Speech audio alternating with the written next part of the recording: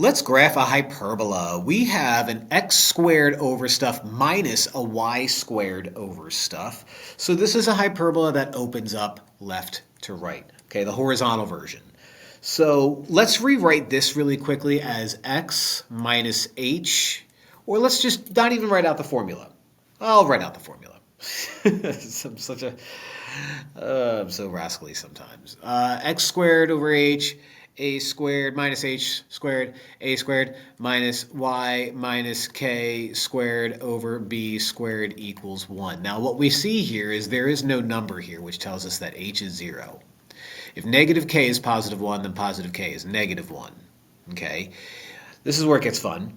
If a squared is 20, then a is the square root of 20. Now, for graphing purposes, that is around 4.5. Around 4.5. Not exactly 4.5, but close enough that when I graph it, no one's going to yell at me for not being that good. That would make b the square root of 10, which is roughly 3.2. So what we can do is we notice that the center is hk.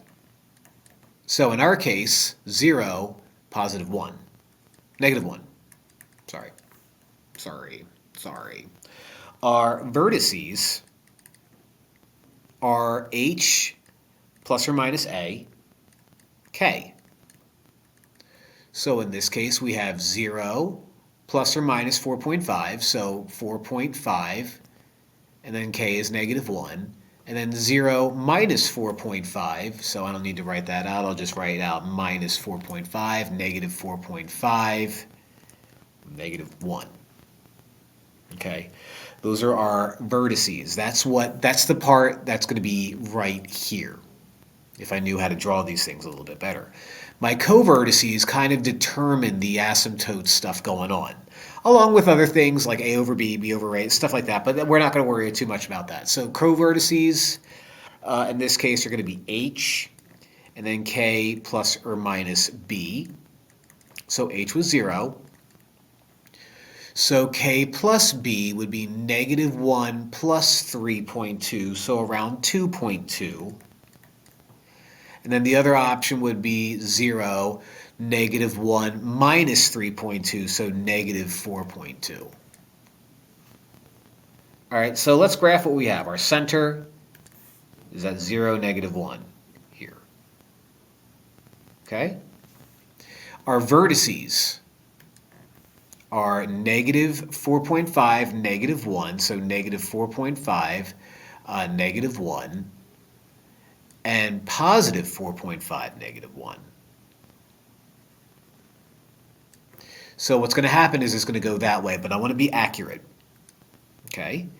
In purple, I have my covertices, which is 0, 2.2, so right around here, and 0, negative 4.2, so right around here.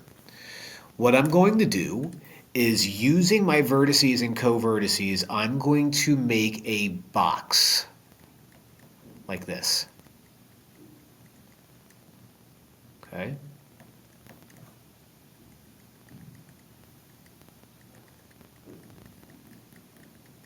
Like that.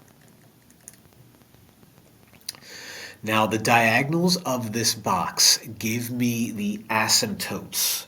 Okay, like the guidelines from a hyperbola. Okay, so I'm going to try my darndest to use the center and draw these diagonal lines which act as my asymptotes. Perfect? No. But will this help? Yes. Now my hyperbola, my curves, I guess, are going to be attached to my vertices. And I'm going to use these lines as guidelines. So I'm going to basically draw that.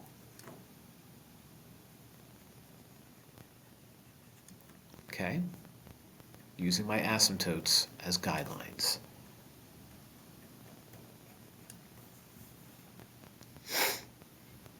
All right, so there you have it. Fun stuff. Pardon my sniffles. I'm dealing with the cold here, but the job's got to get done.